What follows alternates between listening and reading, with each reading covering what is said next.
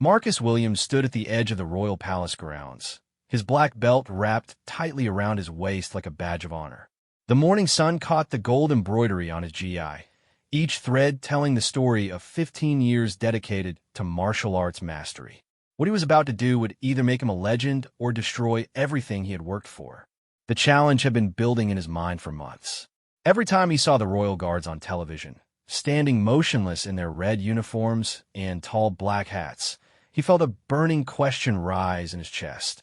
Were these men really as skilled as everyone believed, or were they just ceremonial decoration? Today he would find out.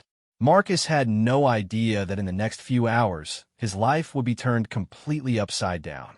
The confident smirk on his face would soon be replaced by something very different. The proud fighter who walked through those palace gates would not be the same man who walked out. This is the true story of what happens when unshakable confidence meets an immovable force, when pride comes before a fall so spectacular that it will be talked about for years to come. It's a story about respect, tradition, and the harsh lesson that sometimes the most dangerous opponents are the ones who seem the most harmless. Marcus thought he knew everything about fighting. He was about to discover he knew nothing at all. Marcus Williams had always been different from other kids in his neighborhood. While they played video games or hung out on street corners, he spent his afternoons in the dojo, perfecting his kicks and punches. His journey began when he was 12 years old, after a group of older boys had cornered him on his way home from school. That day, bleeding and humiliated, he made a promise to himself that he would never be helpless again. The local martial arts school became his second home. Master Chun, an elderly Korean man with hands like weathered stone, became the father figure Marcus never had. Under Chun's guidance, Marcus learned not just the physical techniques of Taekwondo, but the mental discipline that came with it. Hours turned into days, days into months, and months into years of relentless training. By the time Marcus reached his 20s, he had earned his first-degree black belt through blood, sweat, and countless hours of practice. But he didn't stop there. The hunger for improvement consumed him. He added Brazilian Jiu-Jitsu to his arsenal, then boxing, then Muay Thai. Each new discipline brought fresh challenges and deeper understanding of combat arts. The transformation was remarkable. The skinny, scared 12-year-old had become a muscular, confident man who moved with the grace of a dancer and the power of a freight train. Marcus stood 6 feet tall, his frame packed with lean muscle earned through years of dedicated training. His hands, once soft from childhood, now bore the calluses of a true fighter. His eyes held an intensity that spoke of countless sparring sessions and hard-won victories. Marcus quickly gained a reputation in the local fighting community. He dominated amateur tournaments, winning trophy after trophy until his apartment looked like a shrine to martial arts excellence. Other fighters began to whisper his name with a mixture of respect and fear. Young students looked up to him as a role model, begging for private lessons and advice. The attention went to his head faster than he cared to admit. Marcus began to believe his own hype. He started thinking that traditional martial arts, with all their ceremonies and ancient customs, were outdated. In his mind, real fighting was about results, not rituals. He would often mock other styles, claiming that his modern, mixed martial arts approach was superior to anything the old masters could offer. Social media became his platform for showing off. Marcus posted daily videos of himself breaking boards, executing perfect kicks, and sparring with opponents who always seemed to end up on the ground. His follower count grew steadily, and with it his ego. Comments poured in from admirers around the world, calling him a martial arts genius and a real-life action hero. The praise was intoxicating. Marcus began to see himself as invincible, a modern warrior who had transcended the limitations of traditional fighting styles. He would spend hours reading about ancient warriors and military units, always comparing them unfavorably to his own skills and knowledge. In his mind, he represented the evolution of combat sports, while others clung to outdated traditions. It was during one of these research sessions that Marcus first learned about the royal guards of the small European kingdom of Valdoria. The country itself was tiny, barely larger than a city-state, but it maintained many old-world traditions. The Royal Guard was one of the most famous, known for their elaborate ceremonies and strict adherence to centuries-old protocols. Marcus found himself watching video after video of the guards performing their duties.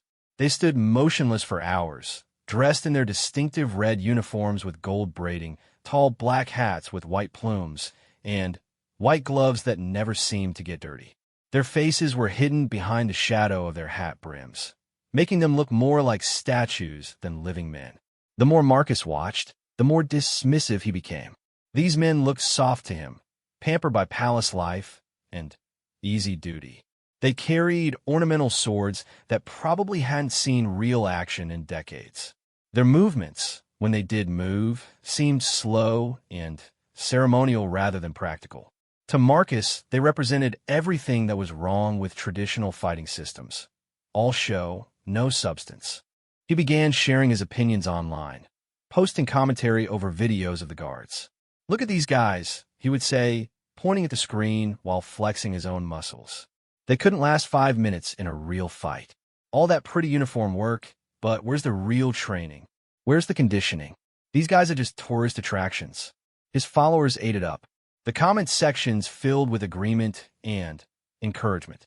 Some suggested that Marcus should actually challenge the guards to prove his point. Others dared him to put his money where his mouth was. The idea, once planted, began to grow in Marcus's mind like a weed. The tipping point came during a particularly heated online debate about modern versus traditional martial arts. A commenter, claiming to be from Valdoria, defended the Royal Guards, saying that Marcus wouldn't last 30 seconds against one of them. The comment was probably made in jest, but Marcus took it as a personal insult. That night, he couldn't sleep. He lay in bed, staring at the ceiling, thinking about the challenge. Could he really travel to Valdoria and call out the Royal Guards? Would they even accept such a challenge? The questions circled in his mind until dawn broke through his bedroom window. Over the next few weeks, Marcus researched everything he could about Valdoria and its Royal Guards. He learned that the kingdom still maintained many medieval traditions, including the right of formal challenge.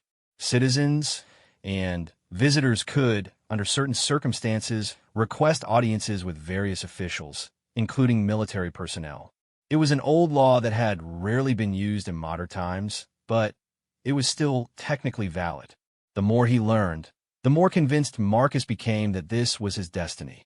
He would travel to Valdoria, challenge the Royal Guards to a demonstration of combat skills, and prove once and for all that modern martial arts training was superior to ceremonial tradition. It would be the ultimate vindication of his beliefs and the perfect content for his social media empire. Marcus began making preparations immediately. He booked flights to Valdoria, researched the proper protocols for requesting an audience with the Royal Guards, and even hired a local translator to help him navigate the formal language required for such requests. He spent extra hours in the gym, pushing his already impressive physical condition to new heights.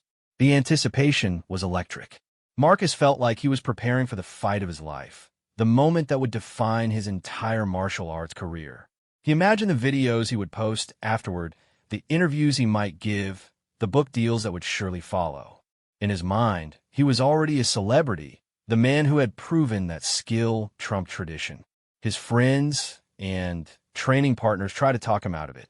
They warned that he was letting his ego drive him towards something potentially dangerous and definitely embarrassing. Master Chun, now in his 70s, was particularly concerned. During their last training session before Marcus's departure, the old man pulled him aside. "Pride goes before destruction, and a haughty spirit before a fall," Master Chin said in his accented English, quoting an ancient proverb. "You have much skill, Marcus, but skill without wisdom is like a sharp sword in the hands of a child. Be careful that your confidence does not blind you to truths you have not yet learned." Marcus thanked his old teacher politely, but inside he dismissed the warning as the cautious words of an old man who had grown too comfortable with outdated thinking. He was convinced that his youth, strength, and modern training methods would be more than enough to handle whatever ceremonial guards a tiny kingdom could put forward. The day of departure arrived with crystal-clear skies and perfect weather. Marcus felt it was a sign that everything was going according to plan. He packed light, but made sure to include his best GI, his collection of black belts from various disciplines, and his camera equipment for documenting what he was sure would be a historic moment. At the airport, Marcus posted a final social media update before boarding his plane. Heading to Valdoria to settle a debate once and for all, he wrote. Sometimes you have to put your skills where your mouth is. Time to show these traditional guards what real martial arts looks like. Stay tuned for the videos that will change everything. The flight was long, but gave Marcus plenty of time to visualize his upcoming triumph. He imagined himself easily outmaneuvering the guards, demonstrating techniques they had never seen before, and earning their respect through superior skill. By the time the plane touched down in Valdoria's small international airport, Marcus was practically vibrating with confidence and excitement. Valdoria was smaller and more quaint than he had expected. The airport looked more like a large bus station, and the countryside visible from the plane window was dominated by rolling hills dotted with ancient castles and medieval villages. It was like stepping back in time, which only reinforced Marcus's belief that he was bringing modern expertise to a world stuck in the past. The taxi ride to the capital city gave Marcus his first real look at Valdorian culture. The buildings were old but well-maintained, with architectural styles that hadn't changed in centuries. People dressed in a mixture of modern and traditional clothing, and the overall pace of life seemed much slower than what Marcus was used to back home.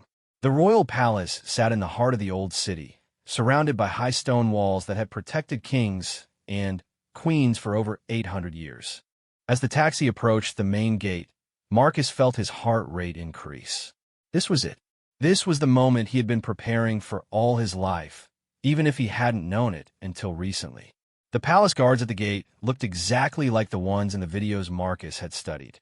Their red uniforms were immaculate, their posture perfect, and their faces completely expressionless. As Marcus approached with his formal request for an audience, written in careful Valdorian by his hired translator, he felt a moment of doubt creep into his mind. But then he remembered all his training, all his victories, all the praise from his followers around the world. He straightened his shoulders, put on his most confident smile, and walked up to the guard station. Whatever happened next, Marcus Williams was ready to make history. The morning sun cast long shadows across the cobblestone courtyard as Marcus approached the main gate of the royal palace. The massive iron bars, decorated with the golden seal of Valdoria, stood between him and what he believed would be his greatest triumph. Two royal guards flanked the entrance, their tall frames perfectly still beneath their ceremonial uniforms. Up close, they seemed even more imposing than they had appeared in the online videos. Marcus pulled out the carefully translated document from his jacket pocket. His hands were steady, but his heart was beating faster than usual. This was really happening. After weeks of planning and preparation, he was finally here, ready to prove his point about modern martial arts superiority. "Excuse me," Marcus said to the guard on the left, holding up his document. "I have a formal request for an audience with the Royal Guard Command. I'm invoking the traditional right of challenge under Valdorian law." The guard's eyes moved slowly from the document to Marcus's face, then back to the paper. Without saying a word, he gestured for Marcus to wait while he spoke quietly into a small communication device hidden beneath his collar. The conversation was brief and conducted in rapid Valdorian, none of which Marcus could understand.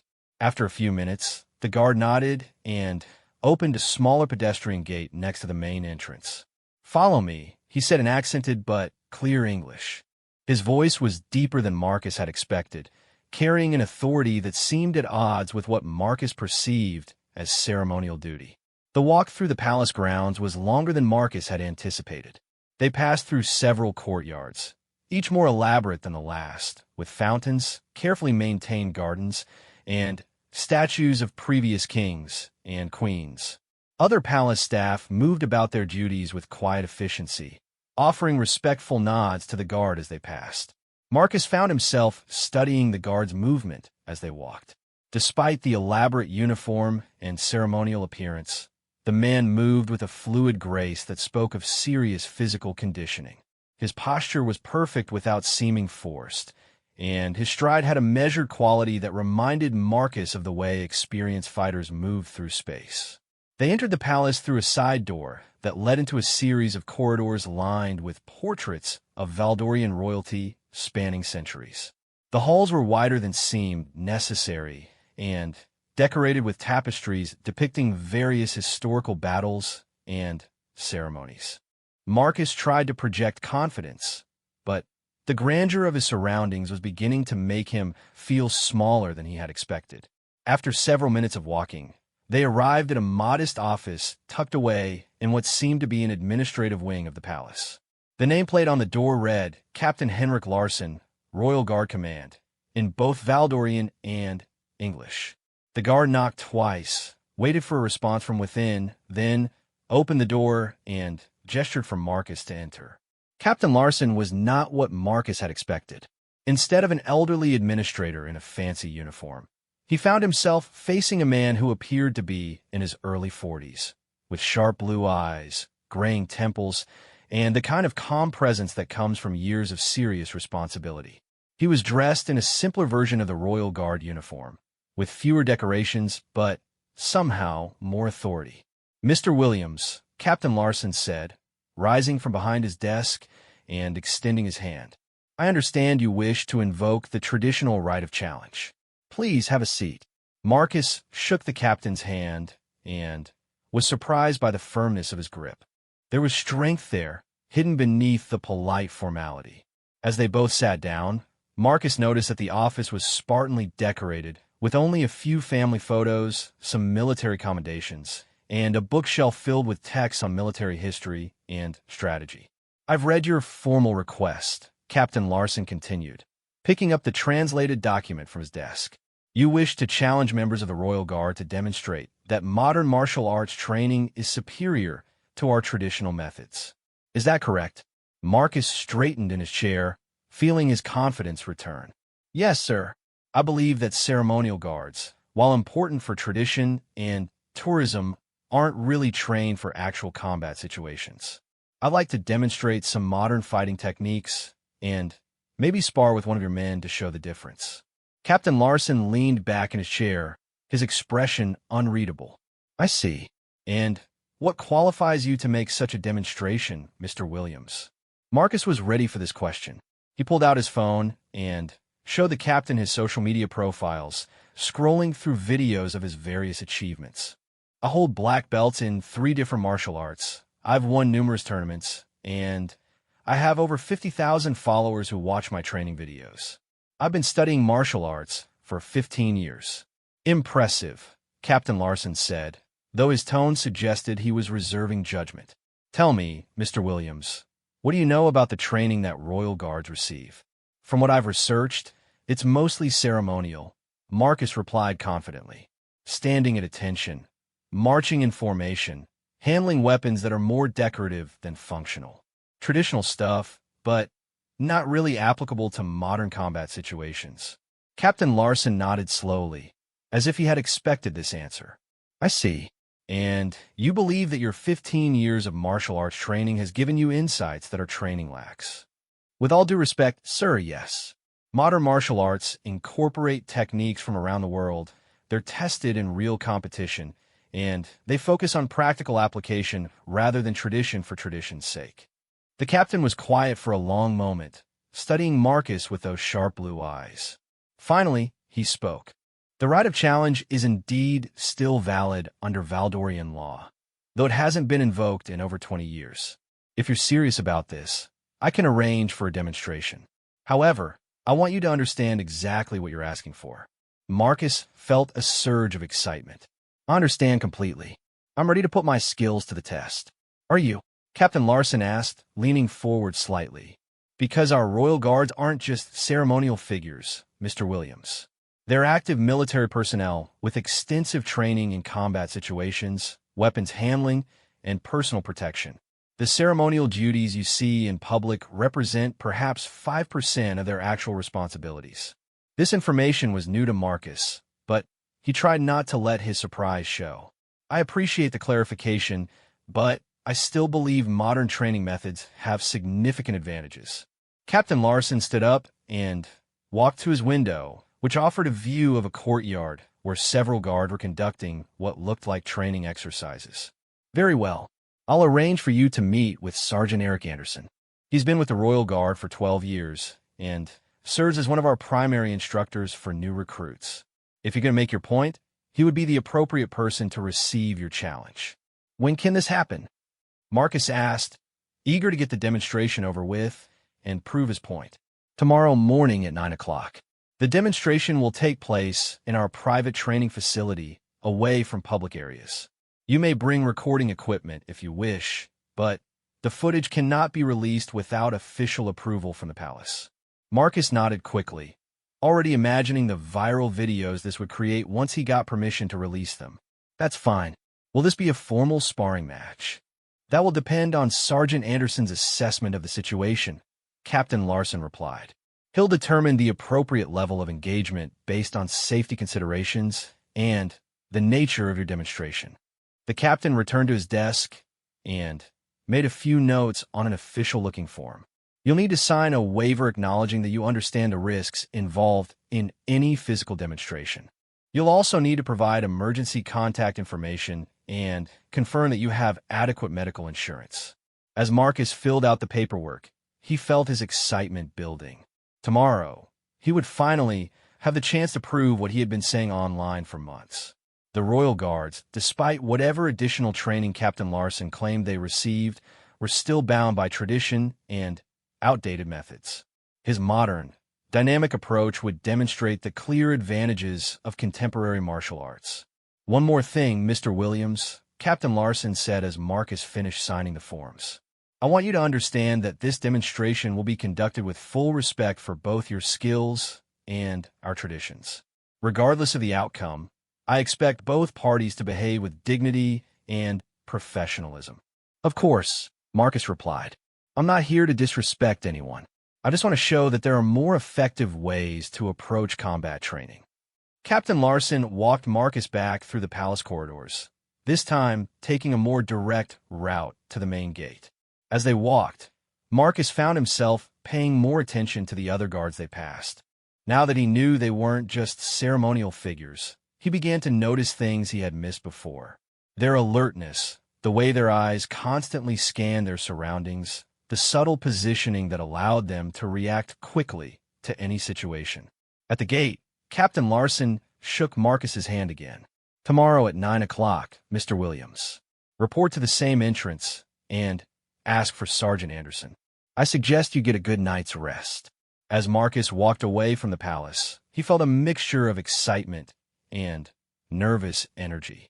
Tomorrow would be the day he had been working toward his entire martial arts career. He would finally have the platform to demonstrate the superiority of modern training methods over traditional approaches. He spent the rest of the day exploring the city, trying to stay relaxed while his mind raced with anticipation. He visited local cafes, took photos of historical sites, and posted updates to social media about his upcoming demonstration. His followers responded with enthusiasm and encouragement, flooding the comments with predictions of his inevitable victory.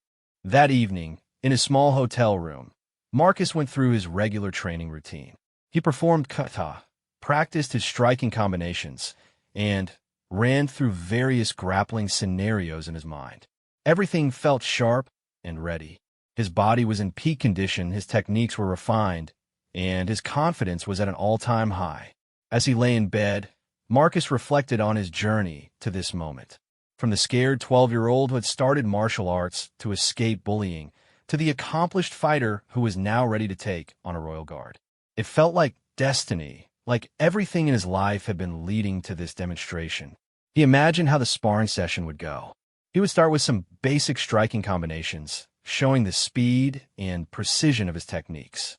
Then, maybe some grappling demonstrations, highlighting the effectiveness of modern Brazilian jiu-jitsu against traditional fighting styles. The Royal Guard would be impressive in his own way, but Marcus was confident that his training would prove superior. The last thing Marcus remembered before falling asleep was the feeling of absolute certainty that tomorrow would be his day. He had worked too hard and come too far to fail now. Whatever this Sergeant Anderson could bring to the demonstration, Marcus was ready for it. What Marcus didn't know, as he drifted off to sleep in his comfortable hotel bed, was that Sergeant Eric Anderson was also preparing for tomorrow's demonstration. But the sergeant's preparation looked very different from Marcus's confident visualization. It involved reviewing files, checking equipment, and making certain arrangements that would ensure the young martial artist received exactly the education he was asking for. Marcus woke up before his alarm, energy coursing through his veins like electricity. The morning light streaming through his hotel window seemed brighter than usual, and he took it as another positive sign. Today was the day he would make history. He went through his morning routine with extra care, ensuring his GI was perfectly pressed, his belt tied with precision, and his camera equipment fully charged and ready. The walk to the palace felt different this time. Marcus moved with the confident stride of a man who knew his destiny was waiting. Other pedestrians seemed to step out of his way, and he imagined they could sense the importance of his mission. He arrived at the palace gates 15 minutes early, not wanting to risk any delays that might interfere with his moment of triumph.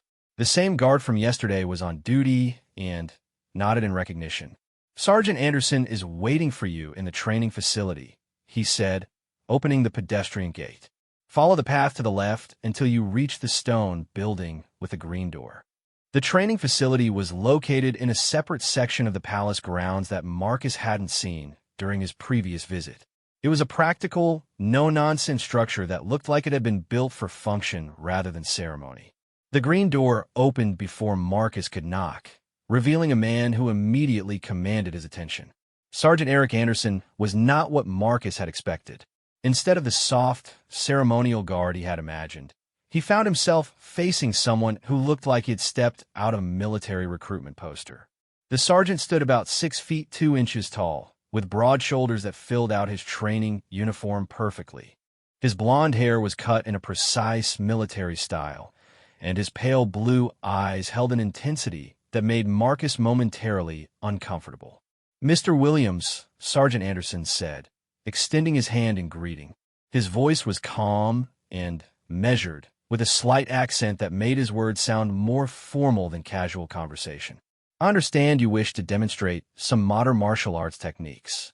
Marcus shook the sergeant's hand and immediately noticed the strength in his grip. The man's hands felt like they were made of solid wood, calloused and hardened from years of serious training. "Yes, Sergeant. I'm excited for the opportunity to show you what contemporary fighting systems can offer." Sergeant Anderson led Marcus into the training facility, which was larger and more sophisticated than it had appeared from the outside. The main floor was covered with professional-grade mats, and the walls were lined with various training equipment. Marcus noticed weapons racks containing both traditional medieval weapons and modern tactical gear. Everything was meticulously organized and maintained. "This is our primary training space," the sergeant explained as they walked across the mats. "We use it for hand-to-hand combat instruction, weapons training, and tactical simulations. Please, show me your equipment and explain what type of demonstration you had in mind." Marcus set up his camera on a tripod, positioning it to capture the best angle of the training area. He then removed his jacket to reveal his pristine GI and carefully arranged black belt. "I thought we could start with some basic striking demonstrations," he said, beginning to stretch and warm up. "I'd like to show you some combinations from different martial arts disciplines and explain how modern training methods produce superior results." Sergeant Anderson nodded thoughtfully. "Interesting. And you believe these modern methods are more effective than traditional training approaches?" "Absolutely," Marcus replied, dropping into a fighting stance and throwing a few practice punches. "Modern martial arts take the best techniques from around the world and combine them with scientific training methods. Traditional approaches are limited by historical thinking that doesn't account for new understanding about biomechanics and combat effectiveness. I see, the sergeant said, beginning his own warm-up routine. Marcus couldn't help but notice how fluidly the man moved despite his size. Every motion seemed purposeful and controlled, like he was conserving energy for something important. And you've tested these theories in actual combat situations? Marcus paused his stretching for a moment. Well, in tournament competition, yes. And in sparring sessions with other trained fighters. That's where you really prove your skills, in practical application against skilled opponents. Tournament competition, Sergeant Anderson repeated thoughtfully, with rules and safety equipment and referees to stop the action when necessary. Right, Marcus said, sensing something in the sergeant's tone, but not quite sure what it meant. Safety is important, but the techniques are still being tested under pressure against resisting opponents. Sergeant Anderson finished his warm-up and stood facing Marcus across the mats. Up close, Marcus could see that the man was in exceptional physical condition. His forearms were thick with muscle, his stance was perfectly balanced, and his eyes never seemed to stop scanning and evaluating his surroundings. Would you like to begin with your striking demonstration? The sergeant asked politely. Marcus smiled and moved to the center of the mats. This was his moment. He began with a series of basic combinations from Taekwondo, explaining each technique as he performed it. His kicks were high and precise, his punches sharp and fast. He moved through forms from different martial arts, demonstrating the flowing transitions between techniques that modern mixed martial arts training had taught him. These combinations allow for seamless integration of striking from multiple ranges. Marcus explained as he executed a complex sequence of punches, elbows, knees, and kicks. Traditional fighting systems tend to isolate techniques, but modern training emphasizes adaptability and flow. Sergeant Anderson watched with apparent interest, occasionally nodding or asking clarifying questions about specific techniques. Marcus felt encouraged by the attention and began to add more advanced demonstrations, including some acrobatic kicks and flashy combinations that always impressed audiences at tournaments. Very impressive, Mr. Williams, the sergeant said when Marcus finished his striking demonstration. You clearly have excellent flexibility and coordination. Your technique is quite refined. Marcus felt a surge of pride at the compliment. Thank you, Sergeant. Would you like me to demonstrate some grappling techniques as well? Actually, Sergeant Anderson said, I wonder if you might be interested in a more interactive demonstration.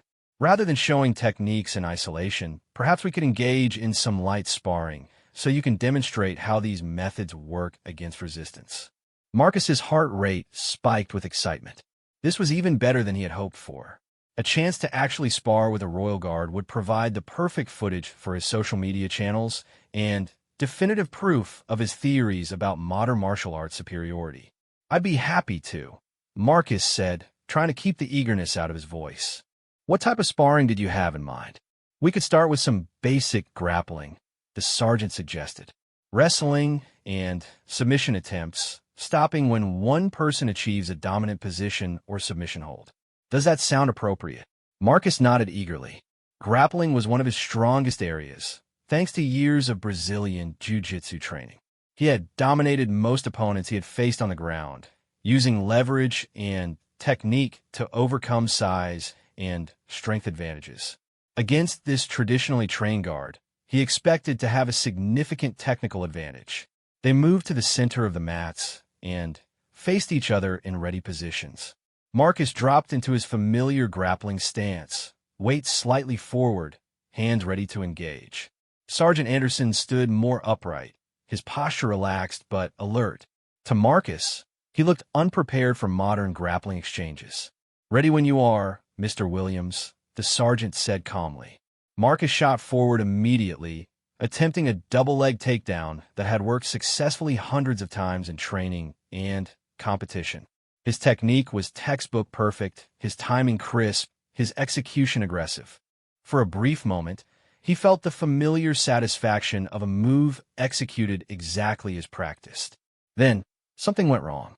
Instead of the expected result of driving Sergeant Anderson backward and taking him down to the mats, Marcus found himself somehow redirected and off balance. The sergeant had moved with subtle efficiency, using Marcus's own momentum against him in a way that felt almost effortless. Before Marcus could process what had happened, he was face down on the mats with the sergeant's knee pressed firmly against his back. "Interesting technique," Sergeant Anderson said conversationally, as if nothing unusual had happened. "Very aggressive and direct. Shall we try again?" Marcus rolled to his feet, shaking his head in confusion. What had just happened didn't make sense according to anything he had learned about grappling. The sergeant shouldn't have been able to counter that takedown so easily, especially not with whatever traditional methods he might have learned. "Sure," Marcus said, trying to sound confident. "I was just testing your reactions that time." They reset in the center of the mats. This time Marcus was more cautious, circling and looking for a better opening. He feinted a takedown attempt, then tried to grab the sergeant's arm for a throw. Again, his technique was solid, his execution precise, and his timing appropriate. Again, he found himself on the mats with no clear understanding of how he had gotten there. Sergeant Anderson helped him to his feet with what seemed like genuine concern. "Are you injured, Mr. Williams? We can stop if you need a rest." Marcus felt a flash of irritation at the suggestion. "I'm fine. I just need to adjust my approach for your fighting style." What Marcus didn't realize was that his adjustments were exactly what Sergeant Anderson was counting on. Each attempt Marcus made to apply his modern martial arts training was being systematically neutralized by techniques and principles that were older than the kingdom of Aldoria itself. The sergeant wasn't just defending against Marcus's attacks. He was teaching him a lesson about the difference between theoretical knowledge and practical application.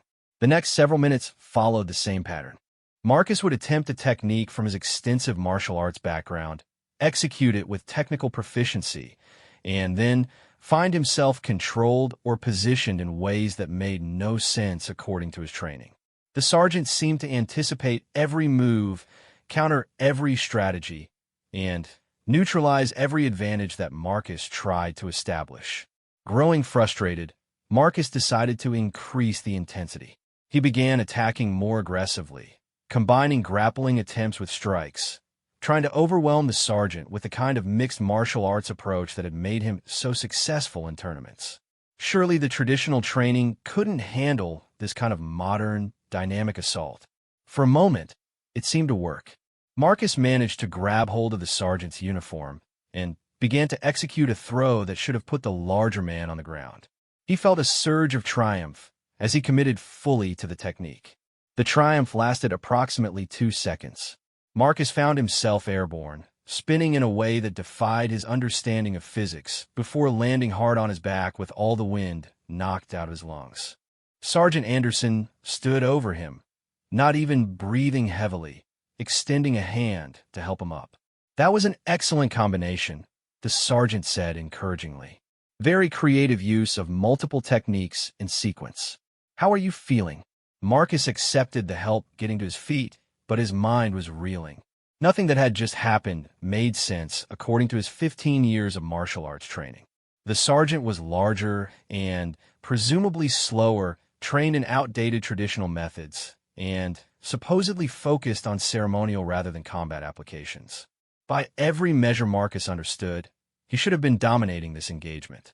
Instead, he felt like a beginner again, confused and overwhelmed by techniques he couldn't identify or counter. It was like trying to solve a puzzle where someone had changed all the rules without telling him. "I think," Marcus said, still trying to catch his breath, "I might need to better understand your training methods before we continue." Sergeant Anderson smiled for the first time since they had begun. It was not a mocking smile, but rather the expression of someone who had just seen a student reach an important moment of realization. "I think that's a very wise observation, Mr. Williams," the sergeant said. "Perhaps this would be a good time for us to discuss what Royal Guard training actually involves." Marcus sat on the edge of the training mats, his GI wrinkled and damp with sweat, trying to make sense of what had just happened. His camera had captured everything, but he was no longer sure he wanted to review the footage. The confident martial artist who had walked into this facility an hour ago felt like a completely different person from the confused and humbled man sitting here now. Sergeant Anderson returned from a small office area, carrying 2 bottles of water and a towel. He offered both the water and towel to Marcus before sitting down beside him on the mats. His demeanor had shifted from the polite formality of earlier to something more relaxed and instructional. "You're wondering what just happened," the sergeant said. It wasn't a question. Marcus nodded, taking a long drink of water. "I don't understand how my techniques failed so completely. Everything I tried, you seem to know exactly how to counter. But the counters you used weren't anything I recognized from any martial arts system I've studied." "That's because they weren't from martial arts systems," Sergeant Anderson replied. "At least, not in the way you understand martial arts. Tell me, Mr. Williams, what do you think Royal Guards actually do?"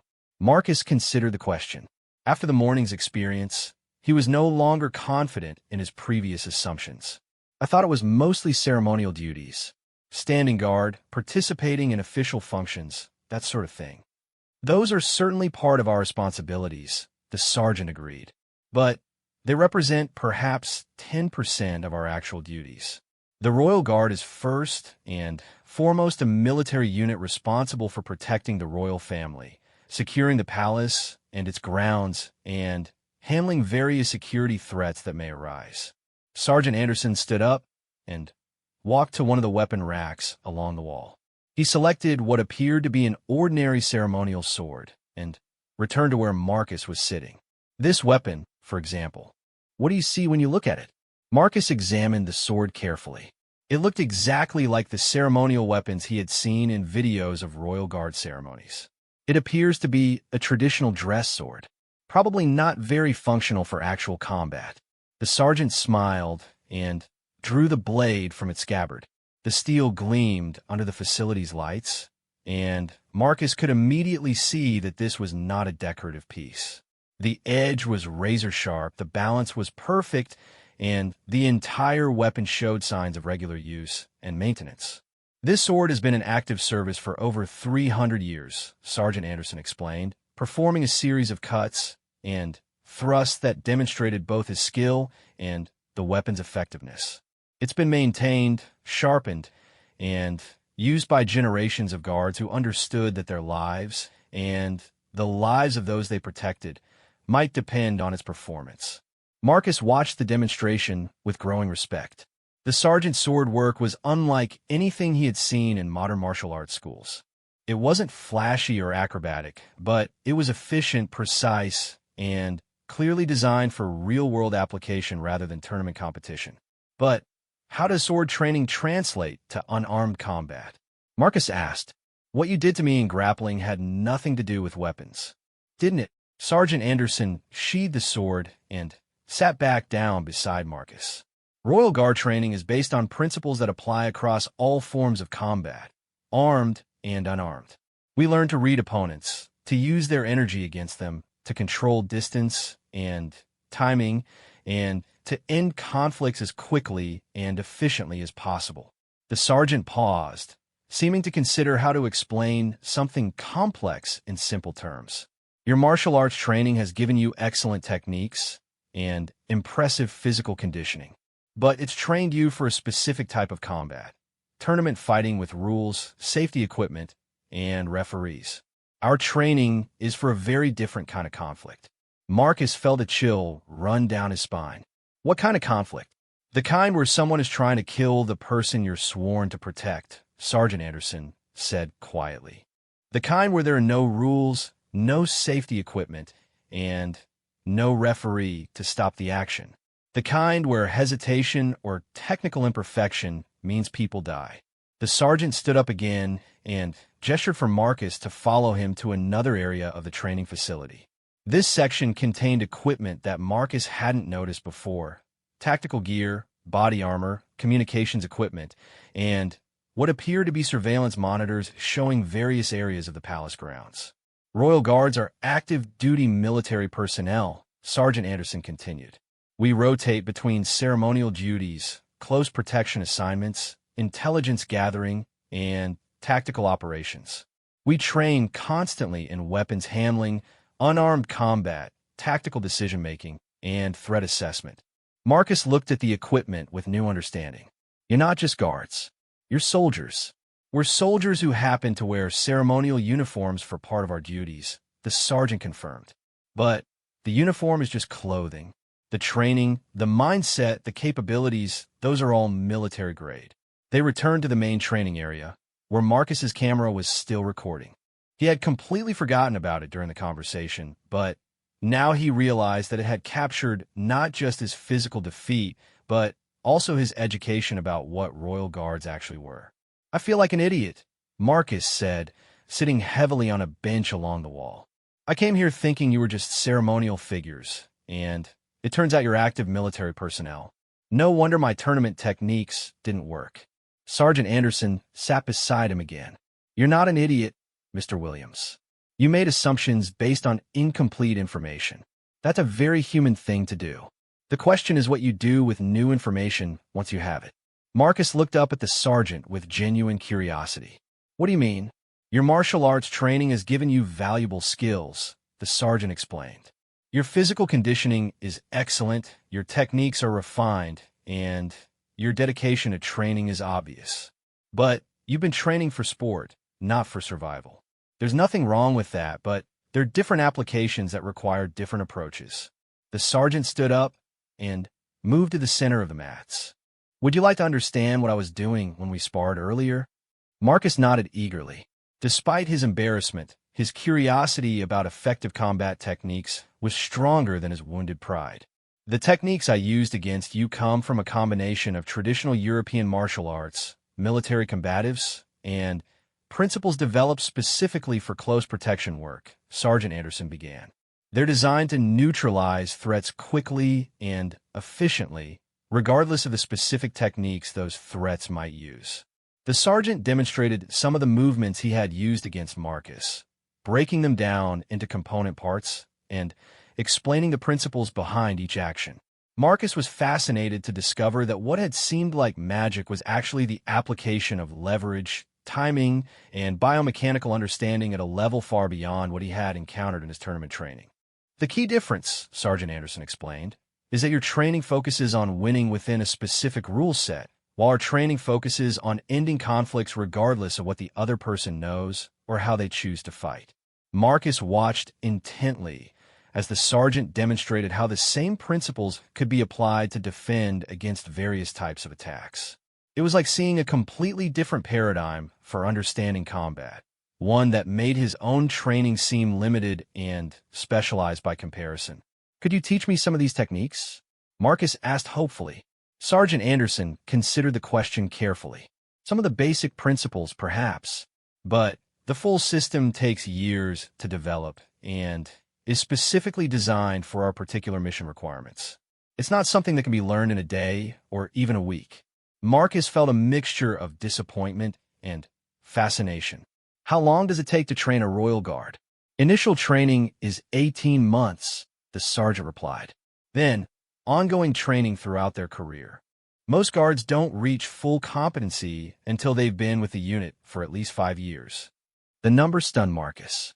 5 years to reach competency, compared to the few years it had taken him to earn his black belts. He was beginning to understand that he had been comparing apples to oranges, assuming that his sport-based training was equivalent to military-grade combat preparation. I have another question, Marcus said slowly. When Captain Larson arranged this demonstration, did he know what would happen? Sergeant Anderson smiled. Captain Larson has been with the Royal Guard for 22 years. He's seen many young fighters who believed their tournament training made them invincible. He felt you deserved an honest demonstration of the difference between sport fighting and military combat training. Marcus realized that this entire experience had been carefully orchestrated to teach him exactly the lesson he was learning. He wasn't sure whether to feel grateful for the education or embarrassed by his own arrogance. What do you think I should do now? Marcus asked. That depends on what you want to achieve, the sergeant replied thoughtfully. If your goal is to continue in tournament martial arts, then you should return to that training and continue to excel in that environment. But if your goal is to understand combat more broadly then you might consider expanding your perspective on what effective training looks like. Marcus sat in silence for several minutes, processing everything he had learned. His entire worldview about martial arts and combat effectiveness had been turned upside down in the space of a few hours. The confident assumptions he had brought to Valdoria lay in ruins around him. But, along with the humiliation, Marcus felt something else, genuine excitement about learning. For the first time in years, he had encountered something that challenged his understanding and pushed him beyond his comfort zone. It was humbling and intimidating, but also exhilarating. "Sergeant," Marcus said finally, "would it be possible for me to extend my stay in Valdoria and learn more about your training methods?" Sergeant Anderson looked surprised by the request. "You want to do that? After what happened today?" "Especially after what happened today," Marcus replied with conviction. "I came here thinking I had all the answers, and I discovered I barely knew the right questions. I'd like to understand what real combat training looks like." The sergeant studied Marcus's face carefully, as if evaluating his sincerity. "That would be a significant commitment. Our training is physically and mentally demanding, and it would require you to set aside many of the assumptions you've developed about fighting." Marcus nodded firmly. "I understand. I think I need to be humbled a lot more before I can call myself a real martial artist." For the first time all day, Sergeant Anderson looked genuinely impressed. "In that case, Mr. Williams, I think we could discuss some possibilities." 6 months later, Marcus Williams stood in the same training facility where his world had been turned upside down. But the man in the mirror was barely recognizable as the confident martial artist who had first challenged the Royal Guards. His body was leaner and more functional, his movements had a different quality of awareness, and his eyes held a depth of understanding that hadn't been there before. The intervening months had been the most challenging and transformative of his life. What had begun as an extended vacation to learn a few new techniques had evolved into a complete reconstruction of everything he thought he knew about combat, training, and himself. Captain Larson had been skeptical when Sergeant Anderson first proposed allowing Marcus to participate in Royal Guard training. The idea of a foreign civilian learning military techniques was unprecedented and potentially problematic. But after several discussions and a formal review process, they had agreed to a limited trial program. Marcus would be allowed to train with the Guards for a 3-month period, after which his progress would be evaluated. The first weeks had been brutal. Marcus discovered that his 15 years of martial arts training, impressive as it might have been in tournament settings, was woefully inadequate for the demands of military-grade combat preparation. The Royal Guards trained for 12 hours a day, 6 days a week, in conditions that pushed both physical and mental limits far beyond anything Marcus had previously experienced. The physical training alone was humbling. Where Marcus had focused on developing isolated skills like flexibility, speed, and technique precision, the Guards trained for functional strength, endurance under stress, and the ability to maintain effectiveness when exhausted, injured, or operating under extreme pressure. By the end of his first week, Marcus was so sore and exhausted that he could barely climb the stairs to his hotel room. But the physical challenges were nothing compared to the mental ones. Royal Guard training emphasized situational awareness, threat assessment, and decision-making under pressure in ways that tournament martial arts had never addressed. Marcus had to learn to think like a protector rather than a competitor, to prioritize the safety of others over his own performance, and to make split-second decisions that could mean the difference between life and death. The weapons training was a revelation.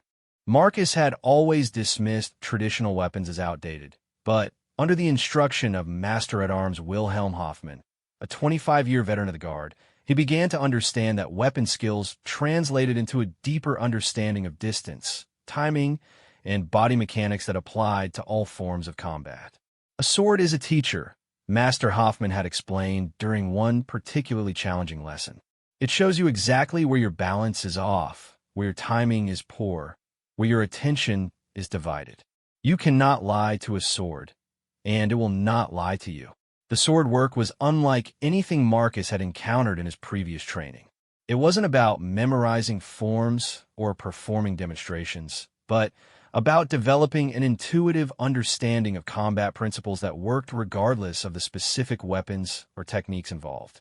After 3 months of daily sword training, Marcus found that his empty hand skills had improved dramatically without any specific empty hand practice.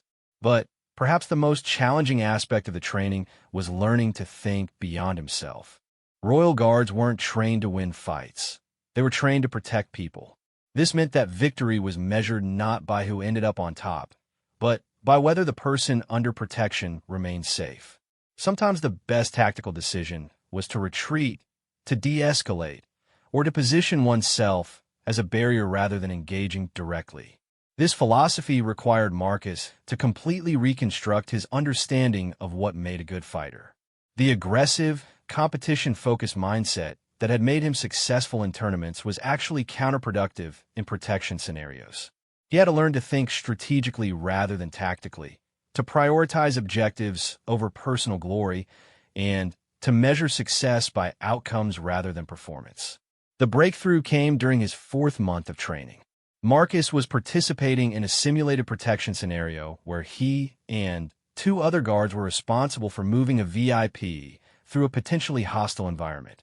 The exercise was designed to test their ability to work as a team while maintaining security protocols.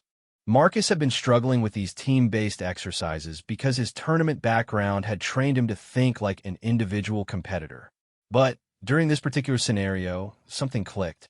Instead of trying to be the star performer, he found himself naturally filling gaps in the team's formation, anticipating his partner's needs, and making decisions based on the mission objective rather than personal achievement. When the exercise ended, Sergeant Anderson pulled him aside. "That was the first time you fought like a guard instead of a martial artist," he said with approval. "You're beginning to understand the difference." The compliment meant more to Marcus than any tournament trophy he had ever won. For the first time since arriving in Valdoria, he felt like he was truly learning something new rather than just adapting his old skills to a different format. As his training progressed, Marcus began to understand why the Royal Guards had seemed so unimpressive to him initially. Their strength wasn't in flashy techniques or impressive demonstrations, but in their ability to remain calm under pressure, to work effectively as a team, and to make decisions that prioritized mission success over individual performance. These qualities were invisible to someone looking for spectacular fighting skills, but they were the foundation of truly effective security work. The transformation wasn't just physical or tactical, it was psychological. Marcus found that his relationship with martial arts was changing fundamentally. Where he had once been motivated by ego, competition, and the desire to prove his superiority, he was now driven by curiosity, humility, and a genuine desire to understand the deeper principles behind effective training. He began to see his previous tournament successes not as proof of his expertise, but as evidence that he had become very skilled at a very specific and limited application of martial arts. It was like discovering that being good at playing chess didn't necessarily make you good at military strategy, even though both involved tactical thinking. His social media presence changed dramatically during this period. Instead of posting videos showing off his techniques and achievements, Marcus began sharing insights about training methodology, the importance of humility in martial arts, and the difference between sport fighting and real-world application. His follower count actually increased as people became interested in his journey of discovery rather than his demonstrations of superiority. The formal evaluation at the end of his initial 3-month period had gone better than anyone expected.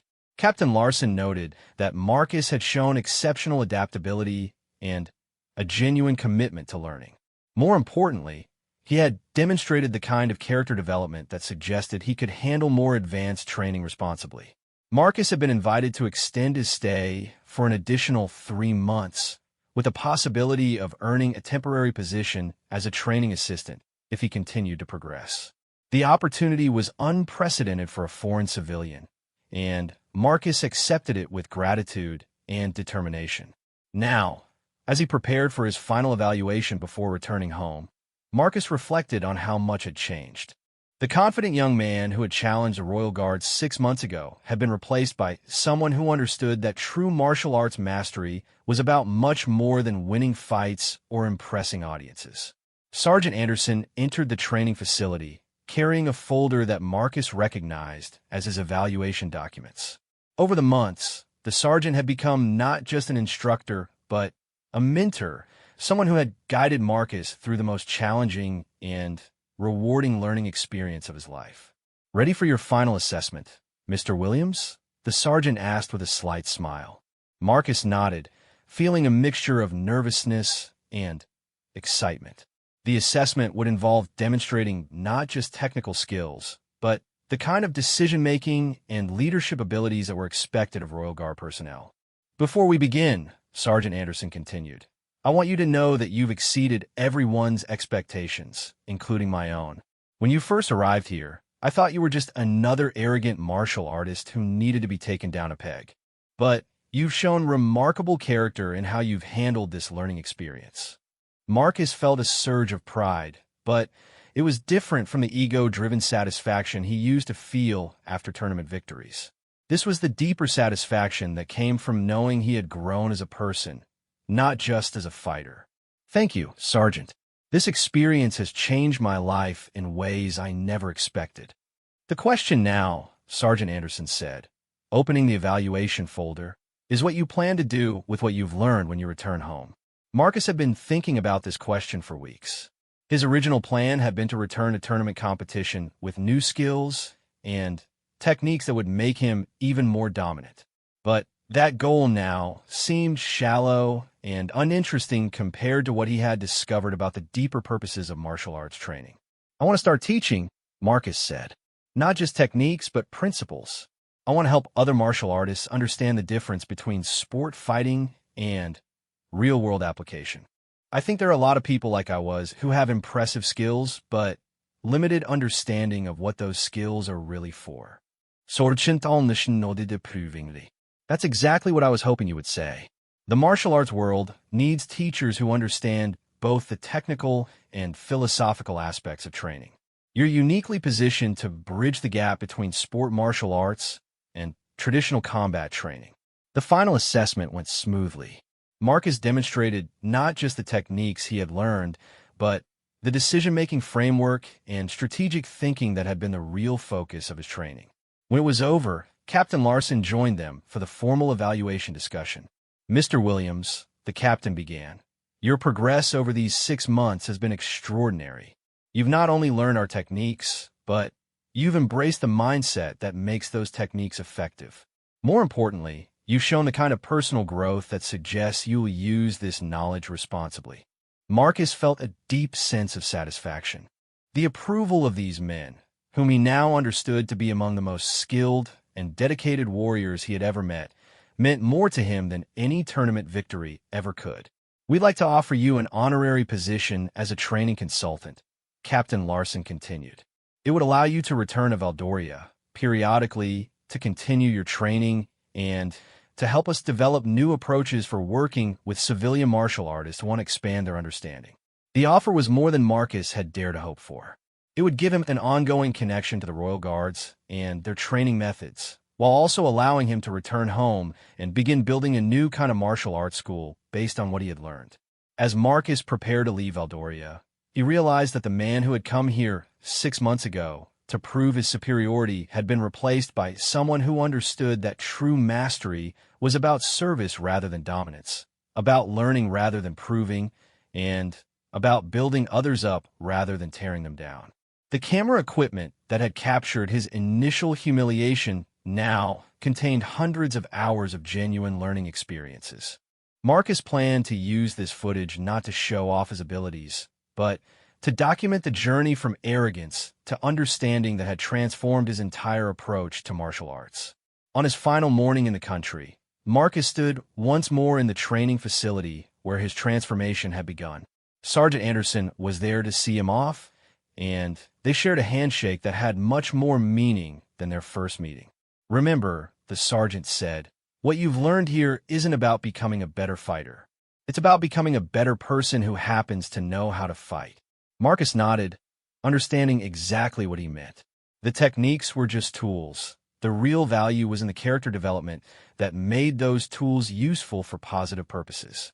As his plane lifted off from Valdoria's small airport, Marcus looked down at the palace where his entire worldview had been challenged and rebuilt. He was returning home, not as the same person who had left, but as someone who finally understood what it meant to be a true martial artist. The proud black belt who had challenged the royal guards was gone forever, replaced by a humble student who was just beginning to understand how much there was still to learn.